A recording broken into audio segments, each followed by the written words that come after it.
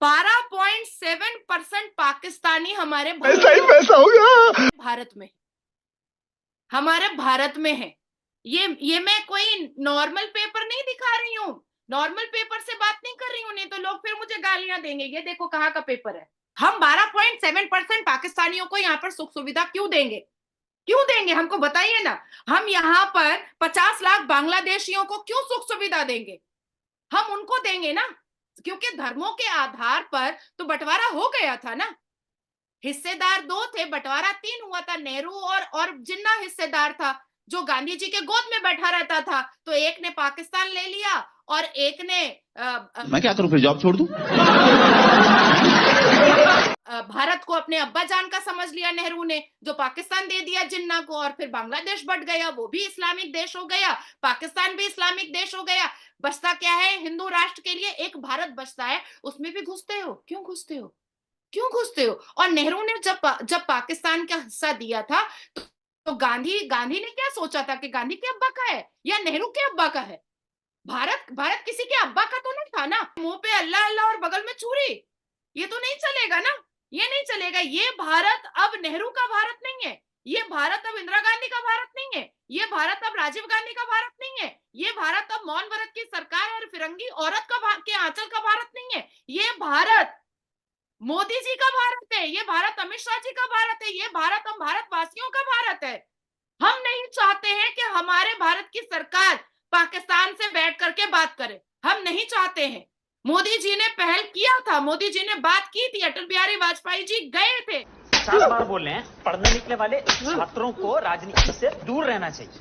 पढ़ाई लिखाई के इंडिया के फॉरेन मिनिस्टर डॉक्टर जयशंकर ने एक बुक लिखी है जिसका नाम है व्हाई भारत मैटर्स, और उसके अंदर ही उन्होंने पाकिस्तान का भी जिक्र किया है। और जब पाकिस्तान के हवाले से उनसे सवाल किया गया, उन्होंने ये बोला कि दुनिया के तमाम कंट्रीज रेलिवेंट हैं लेकिन पाकिस्तान इररेलिवेंट है। पाकिस्तान टेबल टॉप की बात भी करता है और साथ ही साथ क्रॉस बॉर्डर टेररिज्म का भी शिकवा है। और उसके अलावा उन्होंने बहुत सी ऐसी बातें की हैं जो आज नाजिया इलाही खान साहब हमारे साथ मौजूद हैं, उनके साथ डिस्कस करेंगे। CAA लॉ के हवाले से डिस्कस करेंगे, बहुत ज्यादा चर्चा में है। नादिया जी अस्सलाम वालेकुम। वंदे मातरम, भारत माता की जय, जय श्री राम। कैसी हैं आप? ठीक हैं? खैरियत से हैं? बहुत अच्छी हूँ, एकदम जबरदस्त।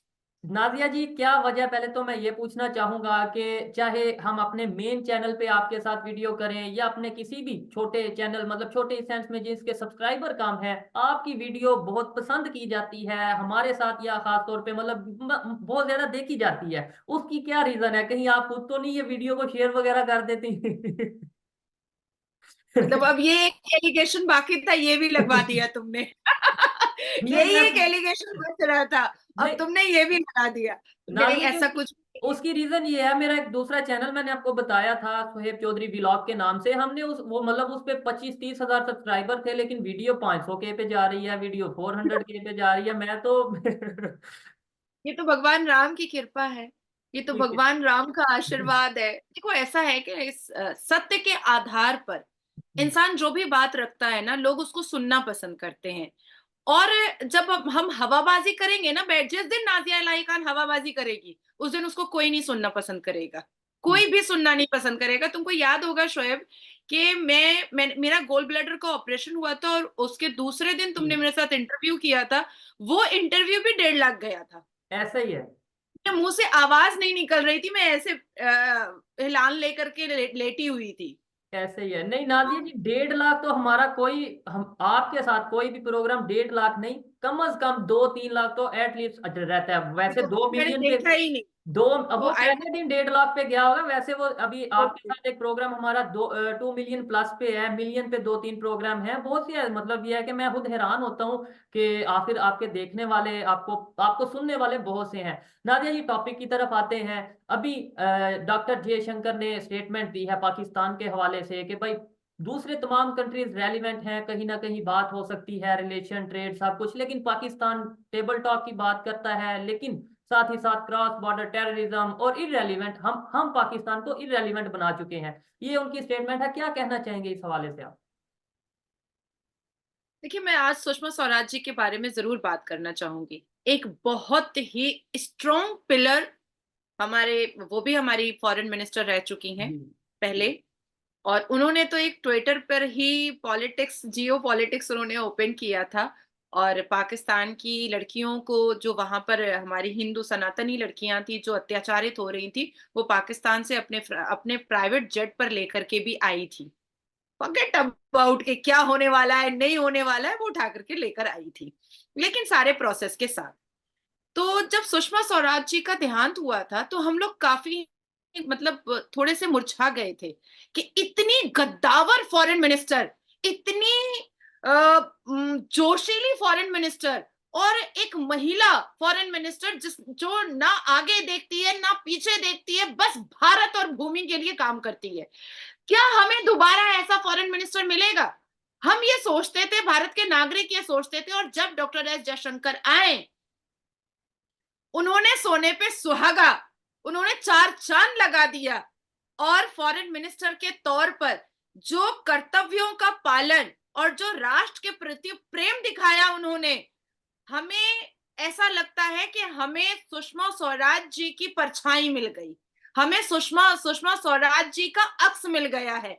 और जो देश से प्रेम उनके जुबान से नजर समझ में आता है, वो वाकई में हम कन्विंस होते हैं कि डॉक्टर एस जयशंकर भारत से बहुत प्यार करते हैं।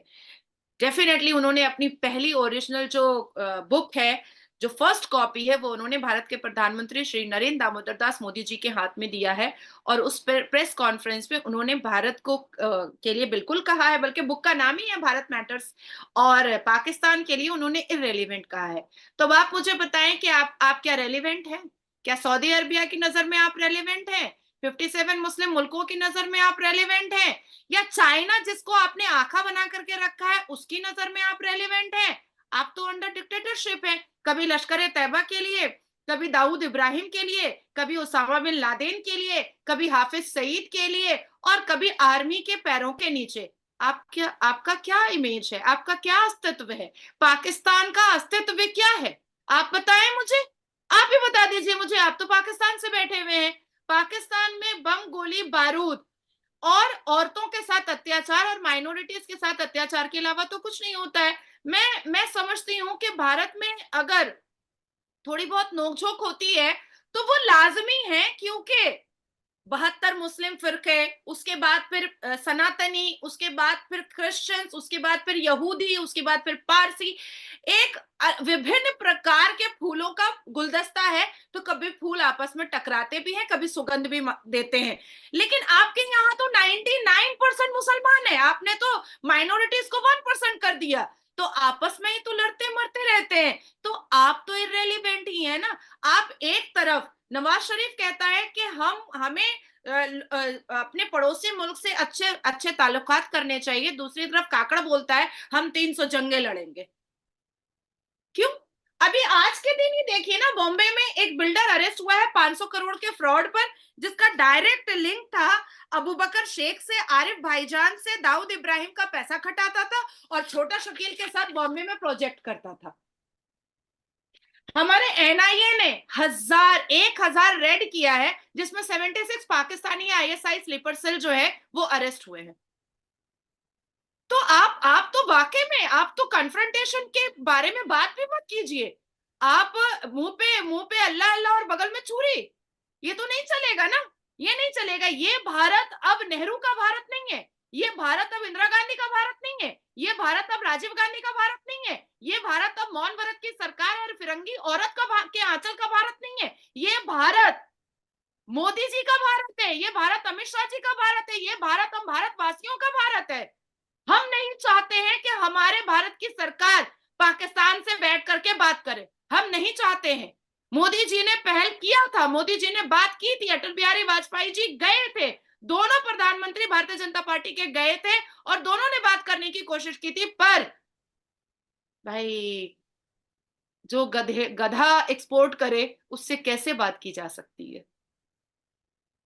नाजिया जी मतलब जैसे आप मैं इसी साइड पे आने वाला था कि आपने बोला कि मोदी जी ने विजिट किया पाकिस्तान का, कहीं ना कहीं चाहते थे कि रिलेशन बेहतर हों। क्या अगर आज फिर पाकिस्तान में नवाज शरीफ की गवर्नमेंट आती है, प्राइम मिनिस्टर बनते हैं और नवाज शरीफ पहल करते हैं, तो क्या इस दफा फिर मोदी जी इसके ऊपर कोई पहल करेंगे, या मतलब जो नवाज शरीफ ने पहल की उसके ऊपर क्या रिस्पॉन्स देंगे? एक तो इसके ऊपर बात करेंगे, और सेकेंडली पाकिस्तान से जो लोग देख रहे हैं, नादिया जी की जो वीडियो है, जो प्रोग्राम है, थोड़ा कड़वा बातें करती हैं, लेकिन क्या वाकई में हम इस टाइम रेलिवेंट हैं? ये एक बहुत बड़ा सवालिया निशान है हमारे लिए। सोचने वाली बात है कि क्या इंडिया, एक मिनट के लिए हम इंडिया को साइड पे रखते हैं जी, इंडिया तो हमारा रवायती हरीफ है, दुश्मन है, जो हमें बताया जाता है। इंडिया को छोड़ें, क्या चाइना के लिए भी इवन हम रेलिवेंट हैं? क्या मैं ये अभी प्रोडिक्शन करने वाला हूं, मे भी मैं गलत हूं, लेकिन आने वाले 10 साल में या 15 साल में मुझे ऐसा लगता है कि इंडिया और चाइना के रिलेशन बेहतर होंगे और पाकिस्तान को बिल्कुल साइड पे कर दिया जाएगा। ये जो मैं जियोपॉलिटिक्स को देख रहा हूं। और सेकेंडली इस्लामिक कंट्रीज की बात करते हैं, कौन सा ऐसा इस्लामिक कंट्री है जो पाकिस्तान में इन्वेस्टमेंट कर रहा है?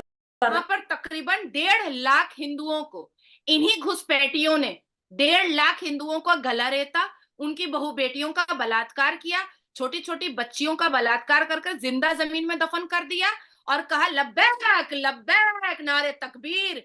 कोई नहीं इनकार कर सकता है इस चीज को। तो अभी आप मुझे बताओ कि भाई हम ये क्यों बर्दाश्त करेंगे?